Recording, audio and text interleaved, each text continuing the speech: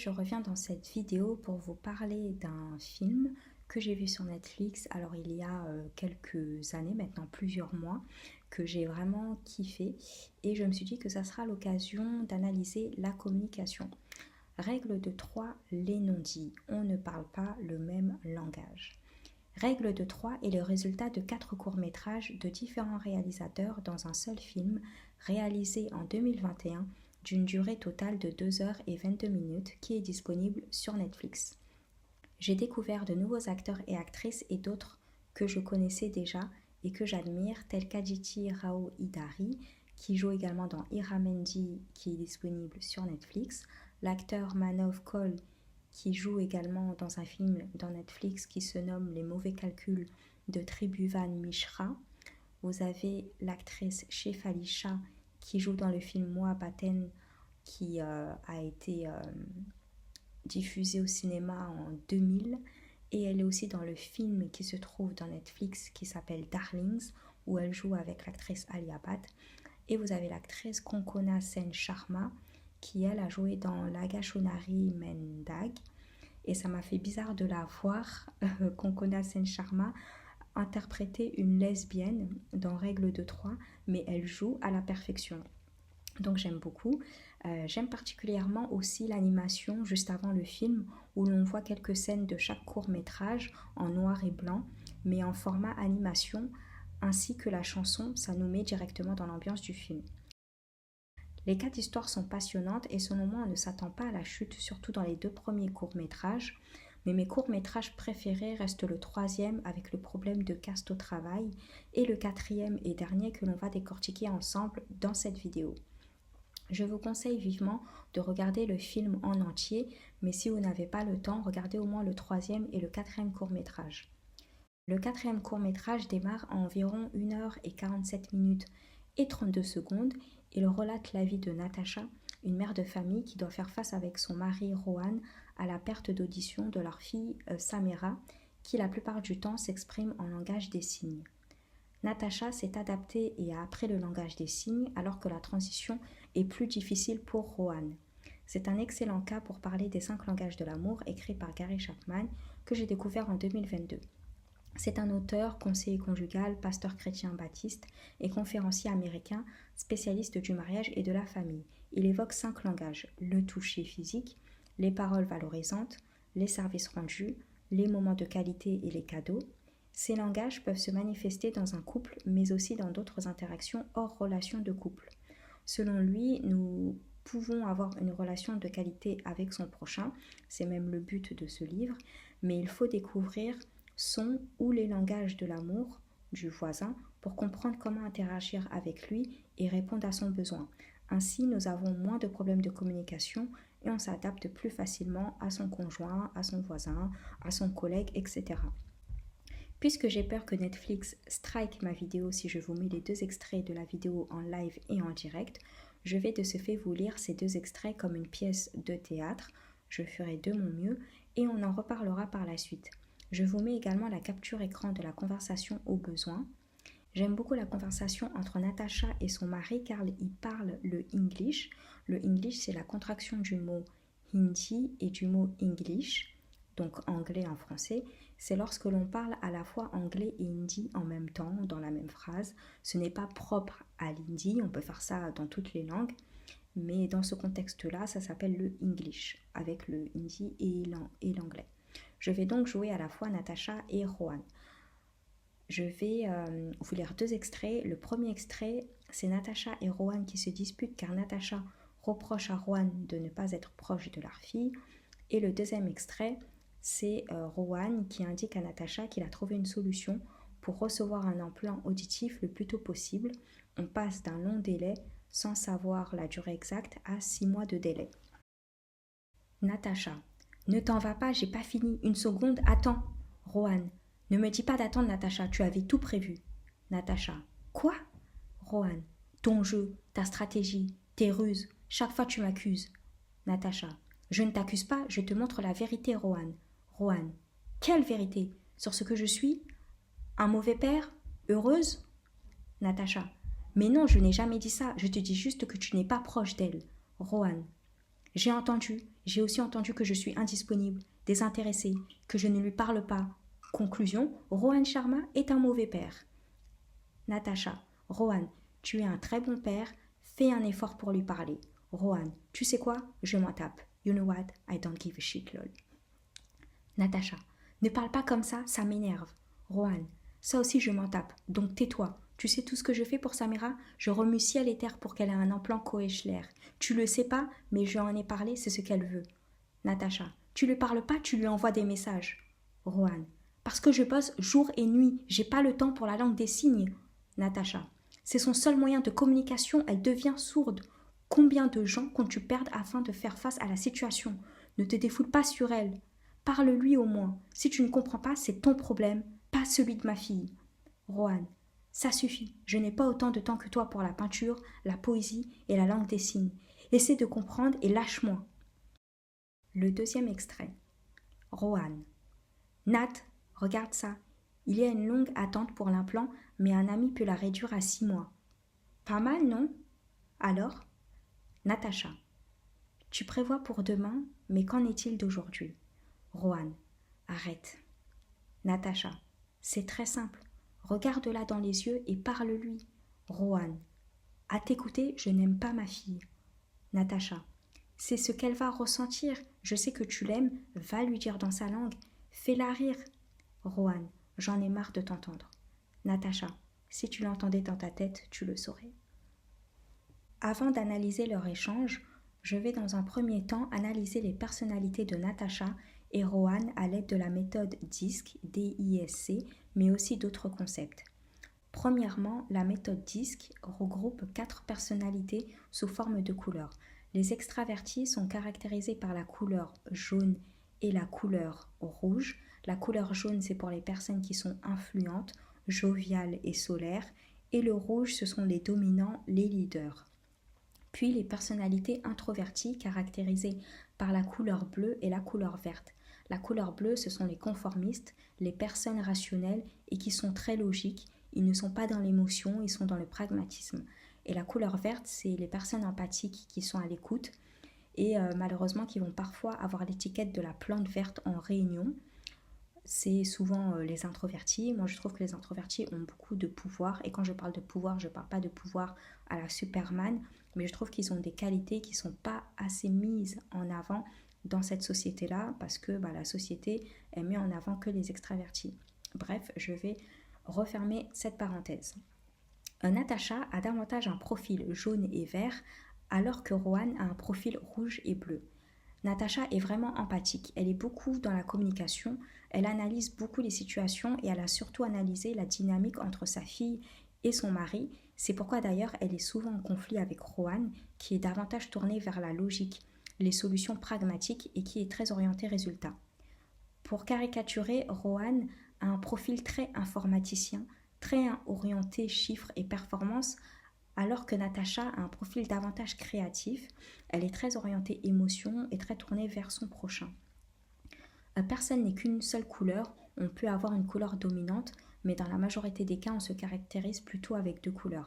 Bien que Natacha et Rohan ont tous les deux un côté introverti et un côté extraverti, on note dans tous les cas que Rohan est davantage tourné vers les résultats, c'est-à-dire l'esprit logique, il est tourné vers les objectifs, alors que Natacha est davantage orientée vers le relationnel et sur l'empathie. Deuxièmement, dans un point de vue plus spirituel, et notamment dans la philosophie chinoise, Natacha et Rohan sont chacun le côté d'une même pièce de monnaie, à mon sens. Natacha représente le yin et Rohan le yang. Le yin représente l'énergie féminine, la lune, l'obscurité, la fraîcheur et la réceptivité. Rohan est davantage dans son énergie masculine, le yang, qui représente le soleil, la luminosité, la chaleur, l'élan et l'action. Ainsi, ils se complètent, mais ils s'opposent également. Dans la culture populaire, on a tendance à dire que les opposés s'attirent, et ce n'est pas pour rien dans le sens où chacun complète ce que l'autre n'est pas. Troisièmement, on peut également faire le pont avec l'astrologie tropicale et indienne, où la lune est la planète, ou l'astre pour être plus précis, qui gère le signe du Cancer. La lune représente la mère dans l'astrologie et par définition l'énergie féminine dans le couple et de manière générale. La lune représente les émotions, elle a de l'influence sur les marées par exemple, et on entend parfois des artistes dire qu'ils ont plus d'inspiration dans le noir, dans l'obscurité ou lorsqu'il fait nuit. Et pourquoi à votre avis? Car la nuit est rattachée symboliquement à la lune et donc à nos émotions qui sont davantage éveillées à ce moment de la journée. Le soleil dans l'astrologie représente le père, la figure d'autorité dans le couple. Le soleil est une planète qui gère le signe du lion, qui est tout de même incarné par le roi de la jungle. C'est une figure d'autorité à qui on va naturellement témoigner du respect, car il représente la force. Le soleil à travers le lion représente l'ambition aussi. Notre imagination et notre inconscient se manifestent davantage à ce moment de la journée, surtout pour des personnes très créatives. La lune est aussi associée à l'élément de l'eau. Ce n'est pas anodin car l'eau représente une matière qui est fluide, qui est mouvant, qui se déplace rapidement. Encore une fois, ce n'est pas anodin si la marée, qui est une source d'eau gigantesque, est rattachée à l'astre de la lune, qui représente aussi la maternité et la protection. Avec tous ces éléments-là, on va passer à la deuxième phase de la vidéo, c'est-à-dire l'explication de la mésentente entre Natacha et son mari. Il ne s'agit pas ici d'un résumé du court-métrage et de sa relation avec Kabir, le photographe, celui qui travaille dans la galerie d'art, mais vraiment de la raison de la mésentente avec son mari. La raison principale du désaccord est que Natacha et son mari ne parlent pas le même langage de l'amour. Et comme je vous l'ai dit précédemment, cela est lié en grande partie à leur personnalité. C'est pour cela que je tenais d'abord à vous parler de leur personnalité respective avant de vous parler de leur langage de l'amour. On peut avoir un seul langage comme on peut en avoir deux aussi, même si l'un prédomine sur l'autre. Le langage principal de Natacha est les moments de qualité. Elle a rencontré Kabir dans une galerie pendant qu'elle était en train de regarder une de ses photos. Elle dîne souvent avec lui, ils font du shopping ensemble, ils sont allés à un stand-up pour sourds et sont même allés au cinéma ensemble. Comme son mari travaille beaucoup, elle passe aussi beaucoup de temps avec sa fille et d'après une de ses disputes avec son mari, on comprend qu'elle a eu le temps d'apprendre le langage des signes. On peut voir aussi qu'elle lit un livre avant de se coucher et elle aurait le temps de faire de la peinture. On voit de manière générale qu'elle a beaucoup d'activités créatives. Elle demande souvent à son mari de parler avec Samira, de la faire rire, de lui montrer qu'il tient à elle, d'être proche d'elle, même si pour lui ça lui semble logique car il est son père. Mais cela n'est pas suffisant pour Natacha, il faut qu'il lui montre concrètement par des actions. Donc son mari Rohan, il fait rien d'extraordinaire en tout cas par rapport à ce que Natacha lui demande, parce que pour lui, ça coule de source qu'il aime sa fille. Pour lui, c'est totalement logique et il n'a pas besoin de faire tout ce que Natacha lui demande. Natacha dit à un moment à Rohan, regarde-la dans les yeux. Il s'agit ici d'une communication non verbale. Et elle lui dit aussi, je sais que tu l'aimes, va lui dire dans sa langue. En effet, le titre du court-métrage, non dit, est très bien pensé. Et je pense que c'est un clin d'œil au fait que la notion de communication ne se résume pas uniquement au langage verbal, mais aussi au langage non verbal qui représente un peu plus de la moitié de nos interactions, même nous qui sommes pas sourds. Le paraverbal, donc c'est le ton, le timbre de la voix, le rythme du son, représente 38% du langage, alors que le non verbal, les gestes, les expressions du visage et la position du corps représentent 55% du langage, ce qui est énorme. Quand elle demande à son mari de faire rire sa fille, cela fait aussi référence à sa personnalité jaune qui renvoie à la jovialité, le rire étant une des caractéristiques des personnes jugées jaunes. Elle souhaite que son mari passe du temps qualitatif avec sa fille. Si elle devait avoir un second langage, je dirais les paroles valorisantes, car elle dit souvent à son mari de parler avec sa fille, mais son langage principal reste les moments de qualité. En fait, le problème, c'est qu'elle veut que son mari il adopte le même langage qu'elle, alors qu'elle ne comprend pas que son mari, il a un autre langage de l'amour. Ça ne veut pas dire qu'il aime moins sa fille, mais c'est juste qu'il va le montrer différemment. Le langage de l'amour de Rohan est définitivement les services rendus, en premier lieu. À travers ces deux disputes avec Natacha, il axe beaucoup son discours sur le fait qu'il travaille jour et nuit, day and night, qu'il remue ciel et terre pour qu'elle ait un implant Koechler. C'est son langage de l'amour. Pour lui, aider sa fille d'une manière beaucoup plus pragmatique se traduit par acquérir un appareil lui permettant d'être moins en situation de handicap et d'être plus à l'aise avec son audition. D'ailleurs, il est très axé sur la performance lorsqu'il dit avec fierté à Natacha qu'il peut réduire le délai de réception de l'implant de quelques mois. C'est une personnalité très bleue et rouge comme je l'avais indiqué tantôt. Il recherche aussi son approbation et sa validation. Ainsi, on peut dire également que son second langage est les paroles valorisantes, ce que n'est pas en mesure de lui apporter Natacha quand son premier langage sont les moments de qualité, même si elle n'est pas indifférente aux paroles valorisantes. Le langage de l'amour de Rohan, je disais que c'était également les paroles valorisantes en deuxième position parce que il cherche l'approbation de Natacha quand il lui dit ah ben tu vois je peux réduire le délai d'attente de 6 mois. Il attend un compliment derrière, il attend à ce que Natacha l'encourage et le fait que Natacha soit tout le temps derrière lui en lui disant mais tu fais pas ça correctement, mais tu fais pas ceci, tu parles pas avec ta fille, t'es pas comme ça, t'es pas comme ça. Mais là c'est l'inverse des paroles valorisantes, là c'est des paroles justement qui ne sont pas valorisantes du tout. Et c'est pour ça qu'il le prend vraiment à cœur dans un premier temps avant de lui-même se remettre en question.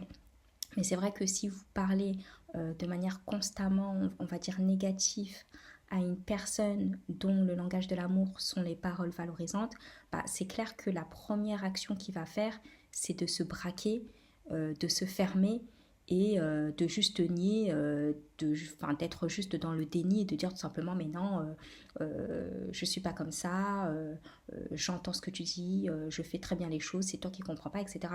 Tu vas être dans vraiment le déni, tu vas te braquer. Donc c'est pour ça que je dis qu'en deuxième position, le langage de l'amour de Rohan, c'est les paroles valorisantes. C'est pour cela que Natacha et son mari ne se comprennent pas et que malheureusement elle se sent davantage comprise par Kabir qui est sourd comme sa fille. Elle est davantage sensible que son mari car même sans entendre le son de la voix de Kabir, elle capte le rythme de parole qu'elle qualifie comme d'une musique quand elle lui dit dans le parc j'entends ta musique. On voit que son mari se remet en question quand sa fille rentre dans leur chambre et se précipite immédiatement vers sa mère pour un câlin. Cette scène est totalement en contraste avec la scène où il dit au revoir à Natacha et à sa fille lorsqu'elles étaient en train de déjeuner, de petit déjeuner, et qu'il ne les regarde même pas, mais s'en va tel un robot programmé tous les matins. D'ailleurs, sa fille a dû demander à sa mère ce que son père avait dit. C'est dommage car ce n'est qu'à la fin, je ne vais pas vous spoiler, au cas où vous comptiez regarder le court métrage, mais ce n'est qu'à la fin que Rohan communique enfin avec sa fille et rigole avec elle, même s'ils ne sont pas totalement compris, mais ce n'est pas grave car elle finit par la faire rire sur un malentendu. Rohan ne déteste pas sa fille, il aime beaucoup et pense sincèrement l'aider en travaillant sur l'acquisition rapide d'un système auditif, c'est juste qu'il en oublie d'adapter sa communication à son interlocuteur. Voilà, je souhaitais vous parler d'un exemple concret d'une mésentente par rapport au langage de l'amour afin que cela puisse vous servir d'exemple. Je vous dis à bientôt, prenez soin de vous les déesses, bye.